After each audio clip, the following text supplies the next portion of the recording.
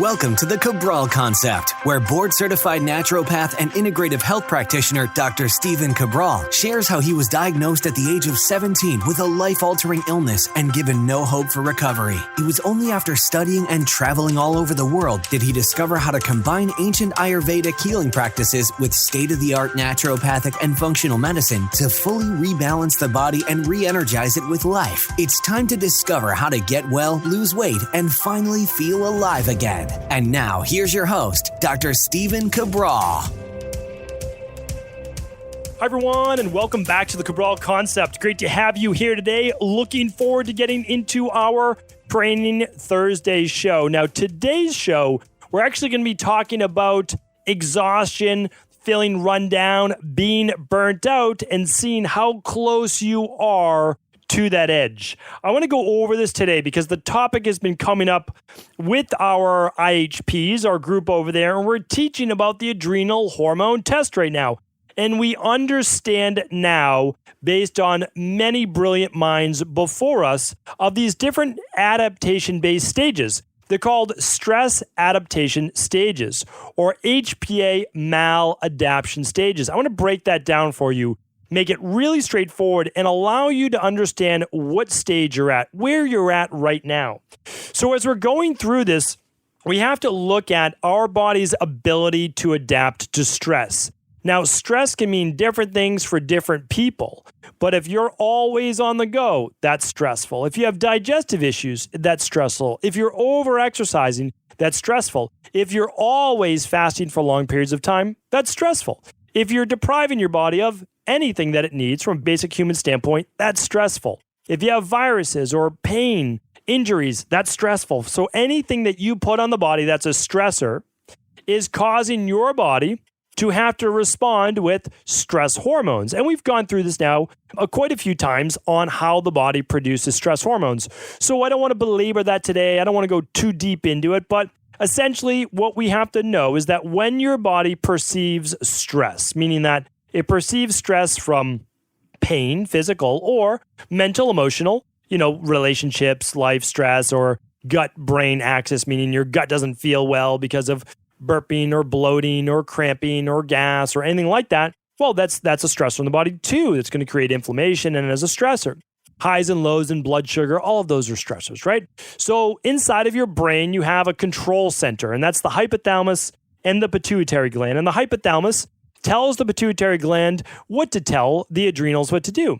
And the adrenals, for the most part, it's the adrenals, are producing hormones that are getting your body revved up for fight or flight. And they're going to increase your blood pressure and your heart rate and your blood flow and really get things moving, right? They're going to dilate those lungs. And so you are ready to take charge, right? You're ready to get out there, run away, run into battle, whatever it might be. But then after that, there's a second part. Your body will produce something called glucocorticoids or cortisol. We're more familiar with that, right? We hear about that. Well, that is what gives us the fuel to fight, right? That gives us the glucose. So what we're doing right now is we're setting up a stress response. Now, here's the thing. Your body can do that. It's been programmed to do that. It knows how to do that, and it's very good at that. The problem is with chronic stress, that means this happens over and over and over, days upon days upon days. Eventually, the body begins to show signs of maladaptation to that stress. Now, it could be multiple stressors. So back in the day, I was stressed about taking my SATs. I was stressed about leaving family and heading off to college. I was stressed about all my friends, and I was leaving to make new friends when I was going to school. I was on antibiotics, 3,000 capsules for the past 3 years. I had candida overgrowth. I had bacterial overgrowth. I was playing 3 sports. I was working a job, sometimes 2 jobs during the summer. I was doing martial arts on top of those things. That was a lot of stress in my life as a senior in high school. Now, on top of that, I was eating poorly. After school, I would get some iced tea and I would get some whatever snacks there were. I was eating pizza with my buddies, all these things all the time. I didn't know any better, but nobody knew any better, right? So, that's the thing is nobody can be held at fault, not even the doctor who put me on antibiotics twice a day since I was 14 years old, every day for some mild acne. But again, nobody knew. So what am I going to do? Am I going to get mad now? Sure, I spent that time. I was mad back then at the doctor for doing that. But not anymore because he didn't know any better. He said, Kid comes in with acne, could be bacterial based. Let's give him antibiotics. Work pretty well. Let's keep him on it. That's the conventional medicine mindset. Don't look at diet. Don't look at all the Kool-Aid I'm drinking. Never mind all that sugar. Never mind all the fried food. Never mind all the hormone imbalances and the lack of all these other things that I'm missing, right? Never mind that. But anyway, that's the way that it works. So all of these are stressors on our body. Now, over time, depending on the strength of the constitution and the level of stress, your body will break down, right? So it's basically like health equals your flexibility, right? That flexibility, that adaptation. So it depends on genetics. My genetics probably aren't the greatest. I'm more prone to inflammation. I'm prone to mastocytosis, prone to a lot of inflammation basically in the body. So combine that with a lot of stress and then a lack of the nutrients that I needed, and the body crashes, right? So I'm also not a predominantly kapha body type or endomorphic body type. I'm going to have less reserves. I'm going to be less buffers and higher cortisol production, higher stress hormone production. Okay. So we couple all that and we can see that the body begins to break down, but it breaks down in a very predictable manner. I mean, it honestly does. I just taught this, which is why I want to bring this to you. And I'm going to add this podcast to the adrenal hormone test module. And because there's something called the adrenal hormone test, which is a very simple saliva test that you can do right at home. And it tells you what state of stress you're under, right? It is called the HPA Axis Maladaption or adaptation. What it means is this: how well are you doing with your stress in your life?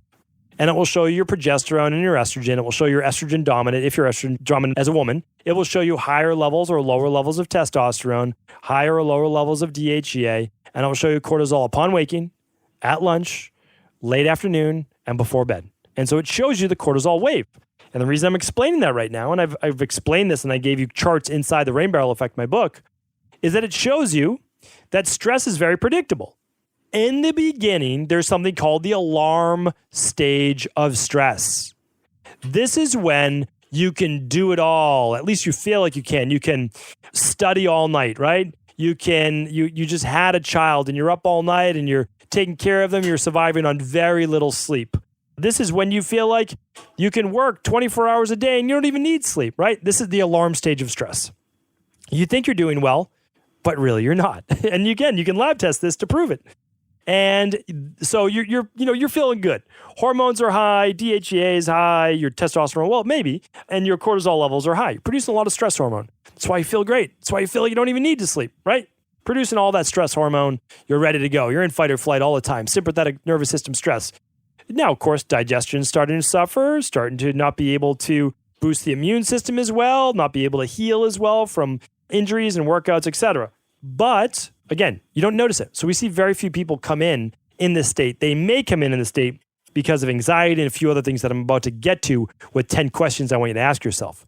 But I just want to go, I'm not going to give you all 7 stages right now. I'm going to give you the 3 main stages. We have the alarm state. I just talked about that. Then we have the resistance-based stage. This lasts for, there's 4 kind of subsets to the resistance-based.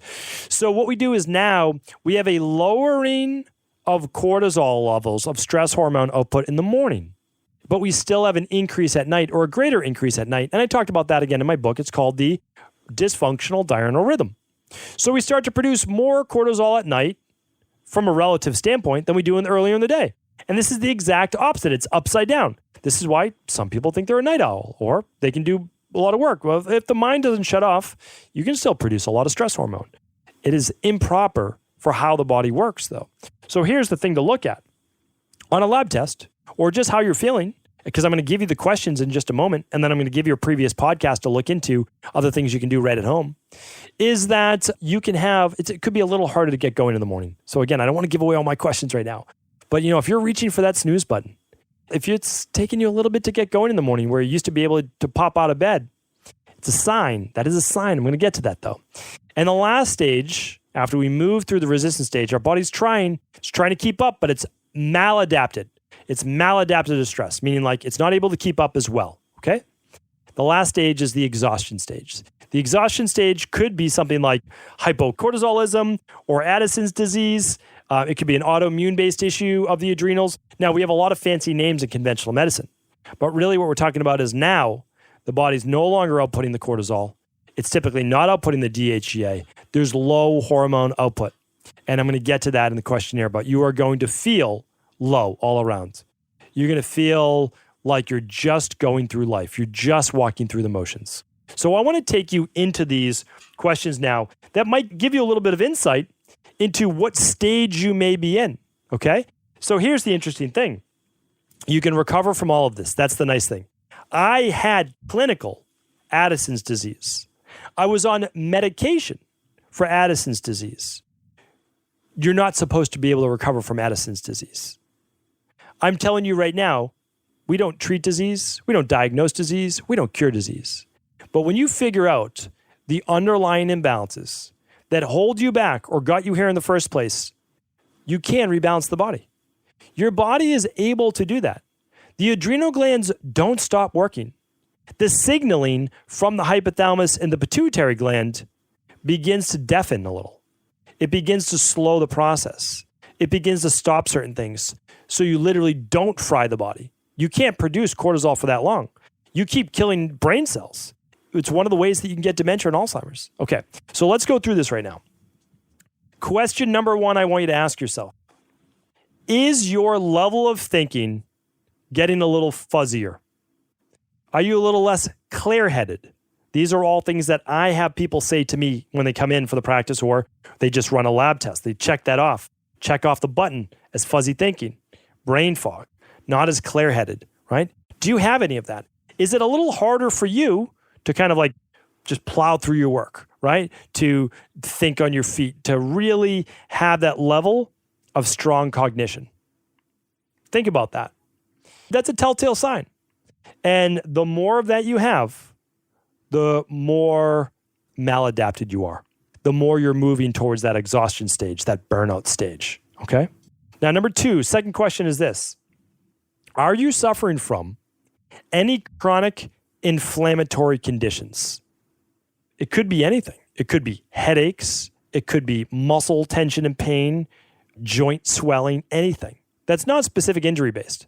But you have a lot of inflammation. You feel stiff, right? Because this is a sign that the body is no longer producing as much cortisol. We always think of cortisol as the bad guy. Trust me, you don't think of cortisol as the bad guy when you don't have any. That's for sure. I was begging for cortisol when I had Addison's disease, when I had no cortisol production. So cortisol also acts as an anti-inflammatory. Now, of course, in the short term and the long term, it's pro-inflammatory, right? Because it's going to do things such as produce glucose in the body, right? It will do that from breakdown of stored glycogen or from gluconeogenesis, making its own. And if that spikes blood sugar, it could send you into high blood sugar, hyperglycemia, could send you into low blood sugar, hypoglycemia, and then you start it over again, right? Produce those stress hormones again when you go into low blood sugar. You produce high levels of insulin.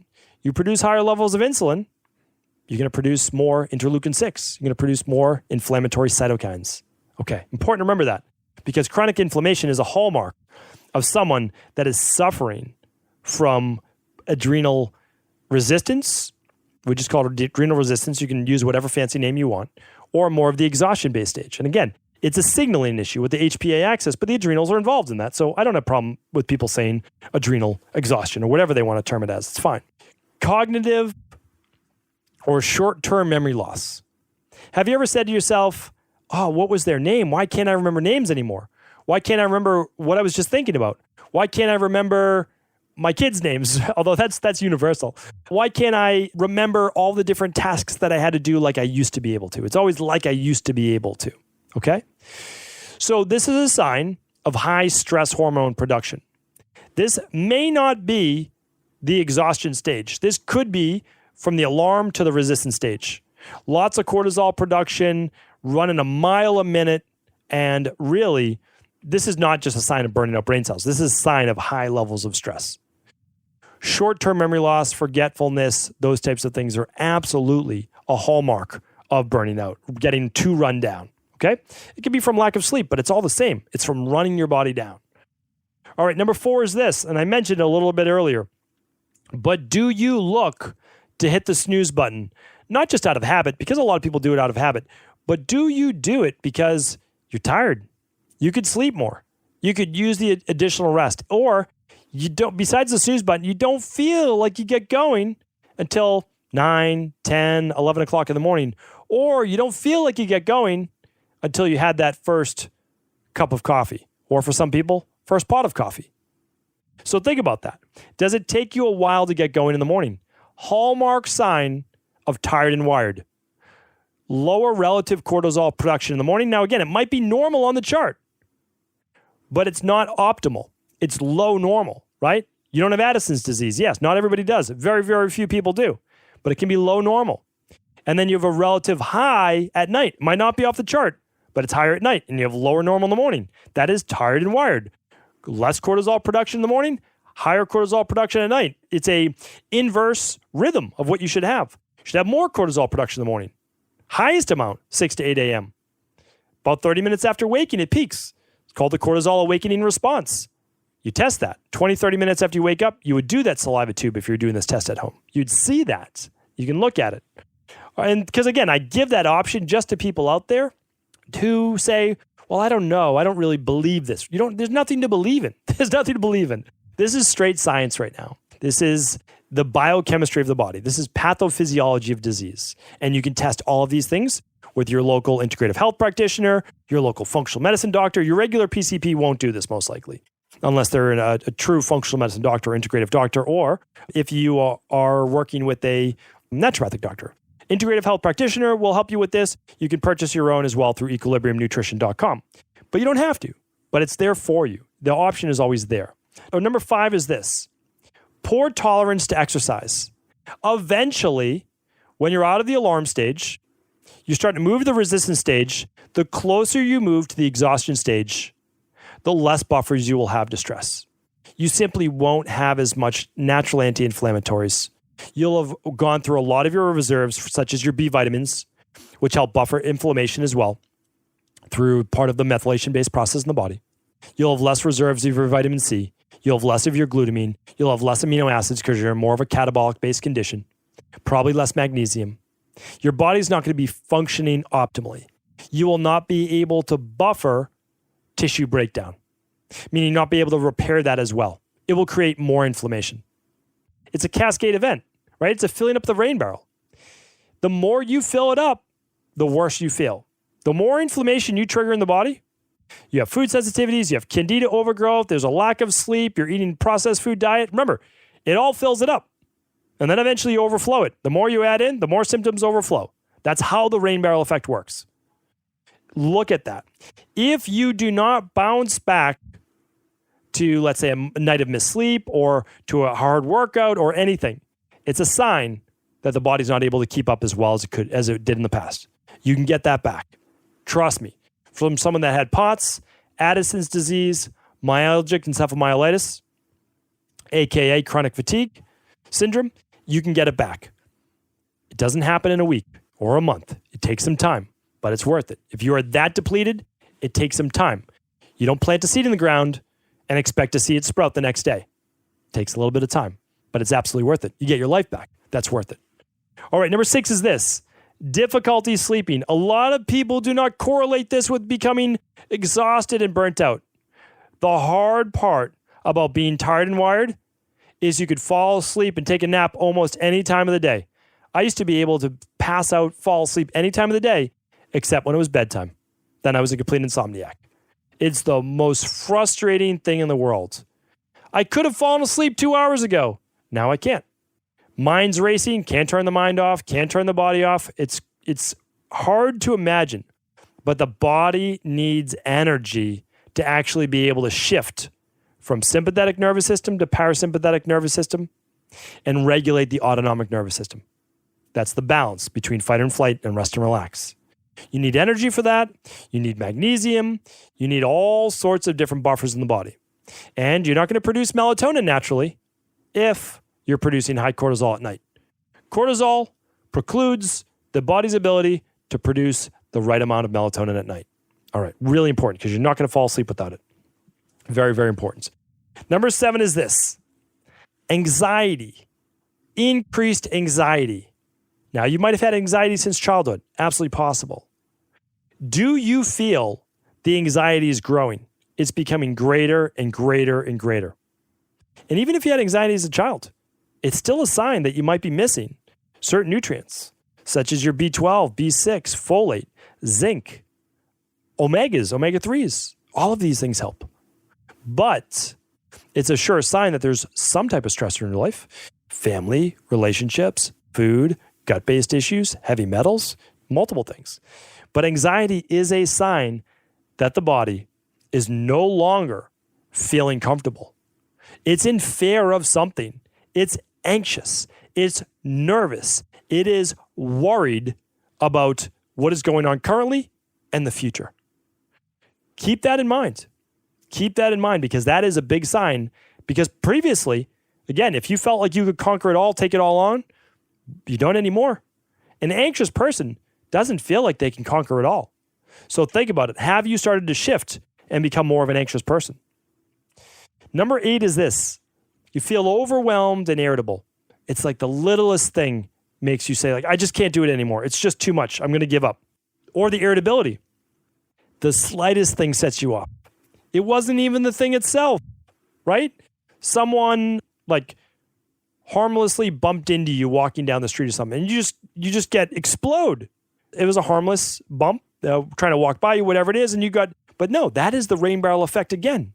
It's all that stress bubbles up to the top, and it's the slightest next drop. It's the next thing that overflows that rain barrel, and then boom, you have all that irritability, all that overwhelm. You feel like you can't do anymore. You can't take on anymore. You already are at your breaking point, or you've already broken. That is a sure sign of burnout, a sure sign. And why am I mentioning this to you? Because in my practice, and again, we've worked with so many people, but it's not just me. So for the most part, if you work in our practice, you're working with one of my health coaches that are absolutely amazing. I'm still reading your labs. I'm still giving recommendations. But you can work with any practitioner in the world. And then we have so many great integrative health practitioners as well to work with. But here's what to look at. These things are classic signs. These are classic signs that I didn't make up. I've just seen them come to fruition in my practice over the last 250,000+ appointments that we've done. And you see this people saying the same things over and over and checking the same boxes on that adrenal hormone lab is anxious, overwhelmed. You know, we see this on a hair tissue mineral analysis. A hair tissue mineral analysis is another way to look at autonomic nervous system stress. So I want you to know that if you're feeling these things, you're not alone. It's not just a genetic-based condition. There are things going on in your life with the whole de-stress protocol that you need to rebalance. And you can do that. But remember, your life's not meant to be perfect. You're not meant to be perfect. And it doesn't have to be perfect in order for you to get your life back. And that's what I want you to know as well. But these are very common, and I want you to know that. I don't want you to feel like you're all alone feeling these feelings that no one ever talks about. I feel these things, all these things from time to time, but I catch myself now. I say, oh, look, what am I doing? I'm feeling a little anxious right now. What's going on here? Oh, I just have way too many things that are going on right now. What is the end sight? Oh, okay, I'm going to be finished with this in a week, this in a couple days, this. Okay, then I'm going to breathe, and I'm not going to take on as many things, right? Or it might be, wow, I've been traveling a lot, not getting as much sleep. Why do I feel groggy in the morning? Well, you need to get back on your sleep schedule. So remember, all of these things can be taken care of. They happen to all of us. But we need to be able to ask these questions and be self-aware. Number 9, we start to get in the nitty-gritty. This is the exhaustion-based phase. Stop being interested in life, and you have a lack of motivation and ambition. That even planning a vacation doesn't really excite you. It almost feels like overwhelming to plan a vacation or do anything fun or go out with friends or, go out on a beautiful day to the park or go outside to exercise or breathe in that fresh air. All of that just seems like it's just too much. It is overwhelming and that you really don't have an interest in it. And that lack of interest in life, that apathy, is absolutely a hallmark of burnout and exhaustion. Look for that one. Look for that one in friends, in family, coworkers, your community, and pass this on. Because that's no life to live. It really isn't. That's no way for anyone to live. And the last one is this. Because of the apathy that you're feeling, with number 9, you stop taking care of yourself as well. You don't really care what you're eating, if it's good for your body, bad for your body. You don't really care if there's toxins, all around you if you're taking them in. You don't really care about how you present yourself to the world, whether you feel like you present yourself well or not. I'm not talking about vanity and having to look your best or anything like that, but really just, again, like hygiene, taking care of yourself, being at your best. You're not the old you. You just don't care. That there is this apathetic feeling inside of you that it just doesn't matter either way. And when you stop taking care of yourself with exercise, with food, with sleep, staying up too late, with bad relationships, all of these things, that shows an emotional imbalance. That shows that the body is burning out. Now remember, we've all been there before. The important thing is that we become more self-aware. As we become more self-aware, then we say, okay, this is actually normal. This is a normal response to stress. I've moved through the alarm stage. I remember back when I could do it all. Oh, the resistance stage, sure. I started to feel a little bit more fatigued in the morning, wasn't able to adapt to as much exercise or work. And then I started to get more anxious and overwhelmed. And now I'm where I am today. Well, here's the thing. We can rebuild that body. We can take back control of our lives. And we can begin to live the life that we've always wanted. We could go after all of our hopes, all of our dreams, all of our ambitions, and all of those goals that we want for ourselves, for our family, for those that we care about and love. So that is why I want you to be self-aware, remember these questions, play it back if you need to, and if you find yourself moving towards the exhaustion phase, begin to take back control. I have so many podcasts on how to improve stress, how to improve those adrenals, the HPA Axis. If you haven't read the Rain Barrel Effect, it gives you the step-by-step plan right there. If you want to work with a health coach or run the labs, you can run the Adrenal Hormone Lab. There's another podcast I did, episode 1005, with simple at-home tests that you can do with your pulse, with oxygen, with blood pressure that you can do too to test. So I just want to give you all of the different things that you can do and realize this, that no matter where you're at right now, there is hope. You can absolutely take back control of your life. You can heal. And I hope that I had just a small part in being able to get you to that next level. You deserve it. Thanks so much for tuning in. I always appreciate you. And of course, if this show was helpful, please do feel free to pass along to anyone else it could serve.